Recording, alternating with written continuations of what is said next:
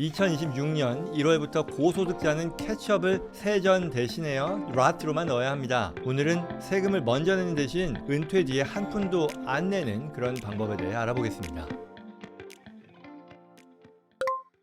최근 Secure 2.0 법안이 확정되면서요, 고소득자들은 이제 캐치업 방식으로 리타이먼트 펀드에 불입을 못하나요? 라는 그런 질문을 많이 받습니다. 정확하게는요, 전년도 FICA 기준 임금이요 14만 5천 불을 넘는 50세 이상 근로자가요 26년부터 401k다, 403b다, IRA다 뭐 이런 캐치업을 할 때 라트 방식으로만 납입해야 한다는 그런 규칙이 생긴 겁니다. 오늘 영상에서는 왜 이런 변화가 생겼는지, 그리고 또 어떤 세금 흐름으로 어떻게 바뀌는지, 그리고 현금 관리, 자산 배치, 또 해외 거주 계획까지 어떤 전략이 필요할지를 차근차근 풀어보겠습니다. 들어가기 전에요, 이 채널은 미국 법, 세법, 그리고 파이낸셜 플래닝에 대한 정보를 쉽게 이해할 수 있도록 제공하고 있습니다. 더 많은 유익한 컨텐츠 앞으로도 계속 올릴 거니까요, 아직 구독과 좋아요 안 누르셨다면 지금 꼭 눌러주시기를 부탁드립니다. 또한 오늘 주제와 관련해 궁금한 점이 있다면 언제든지 댓글로 남겨주세요. 개별 상담이 필요하면 저희 JCN 컴퍼니의 전문가들이 도와드릴 수 있으니까요, 영상 설명란 그리고 고정 댓글에 적힌 연락처로 연락 주시기 바랍니다. 자, 첫 번째로요, 왜 이렇게 제도가 바뀌었을까인데요. Secure 2.0에 해당 법안은요, 고령 근로자의 은퇴 저축을 늘리면서 정부가 세금을 미리 확보하겠다라는 그런 목적을 담고 있습니다. 즉, 전통적인 방식으로는 이 캐치업 컨트리뷰션을 할 때 마찬가지로 이 트래디셔널 방식이니까 당해의 과세 소득을 줄여주는 방식이 되잖아요. 그런데 그렇게 되면 과세 수입을 얻지 못하니까요, 정부가 이런 캐치업 컨트리뷰션을 장려하지만 동시에 또 세수도 확보하겠다라는 그런 목적에서 이 라트 방식으로 하겠다, 라트 방식만 가능하게 하겠다라는 그런 얘기가 나온 거죠. 세금을 선납하도록 바꾸면요, 당장은 부담이 커지지만 또 계좌 안에서 불어나는 수익이라던가 나중에 인출하는 금액이 전액 면세가 되잖아요. 그게 라트 방식의 장점이죠. 결과적으로는 이게 말하자면 세율 보험 역할을 한다라고 할 수 있을 텐데요. 왜냐하면 세율이 나중에 바뀌더라도 무관하게 비과세 소득이 될 테니까요. 그래서 뭐 적극적으로 생각한다면 나쁜 건 아닐 텐데요. 아무튼 법이 이렇게 바뀐다는 건데, 연 14만 5천 불 기준이라는 것이 또 물가에 따라서 매년 조금씩 인플레이션이 있으니까요, 올라가서 대상자의 조건이 해마다 달라질 수 있다는 점도 기억하셔야겠습니다.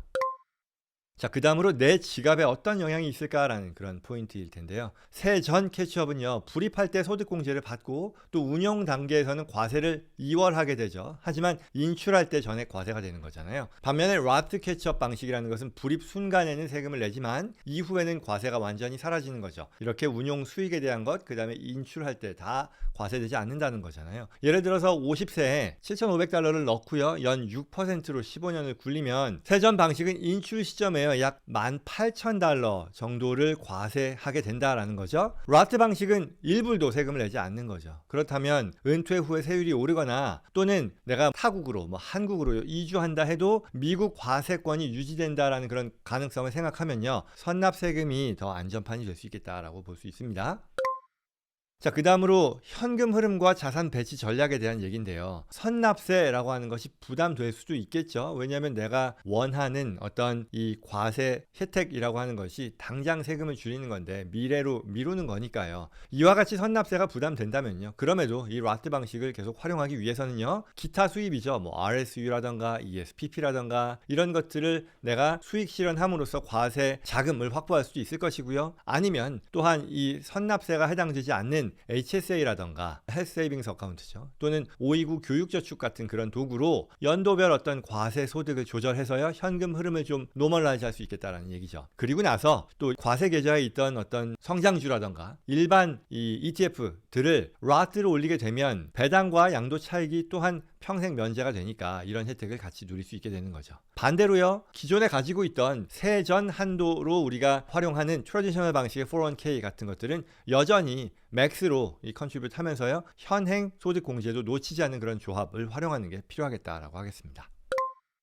자, 네 번째로 또 이런 경우가 종종 있습니다. 한국에 거주하거나 한국으로 이주할 계획이 있는 사람들이 이런 401k 계좌, IRA 계좌, 이런 리타이먼트 계좌 어떻게 활용하느냐일 텐데요. 로스는요 이미 미국에서 세금을 냈기 때문에요. 한미 조세 조약 상으로도 한국에 과세권을 넘겨주지 않게 됩니다. 은퇴 후에 한국에서 인출해도 배당이나 양도 차익이 국내 과세 표준에 포함되지 않으니까요. 한국의 어떤 세율 상승을 자연스럽게 상쇄할 수 있다는 거죠. 그래서 이렇게 한국으로 돌아갈 가능성 내지는 그런 플랜을 가지고 있다면 지금부터 로스 비중을 늘리는 것 또한 어떤 불확실성을 없앤다는 점에서 또 완전히 비과세 소득을 확보한다는 면에서 유리하다고 하겠습니다.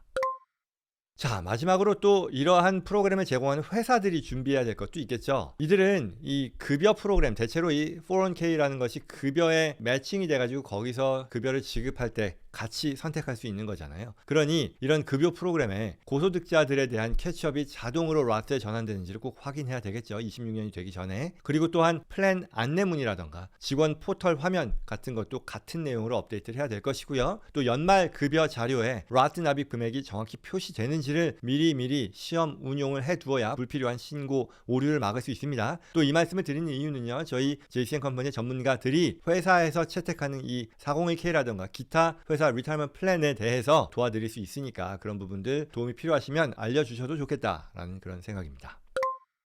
다시 한번 정리하면요. 체크리스트라고 할 수 있을 텐데요. 전년도 총소득이 14만 5천 달러를 넘는지 확인해야 되겠고요. 개개인들은요. 그리고 이 경우 26년부터 캐치업 컨트리뷰션을 할 때에는 로스 전용이다라는 것을 기억해야 되겠고요. 그 다음 세 번째는요. 기타 현금 확보 방안, RSU를 매도한다거나 HSA를 활용한다거나 하면서 선납세 부담, 로스 방식이기 때문에 당해의 그 컨트리뷰션에 대한 세제상 혜택이 주어지지 않잖아요. 그러니 이런 것들을 좀 완충할 수 있는 기타 어떤 그 방안들을 고려할 필요가 있다 이고요. 그 다음으로 성장주 내지는 ETF와 같은 것들을 로스로 옮김으로써 비과세 소득, 향후에 자라나는 소득에 대한 비과세 효과를 극대화할 것이고요. 그리고 기본적으로 기존에 가지고 있던 이 세전 401k는 계속해서 활용하면서 현행 이 소득 공제도 누릴 수 있도록 하겠다라는 거고요. 그리고 한국 거주 계획이 있으면 조세 조약에 따른 면세 혜택을 점검하고요. 최대한 내가 누리기 위해 로스 방식을 적극 고려하자라는 것이고요. 그리고 마지막으로 이러한 프로그램을 제공하는 회사 입장에서도요. 이 급여 시스템 그리고 안내 문서를요. 25년 안에 업데이트해서 오류를 방지하겠다라는 그런 얘기였습니다.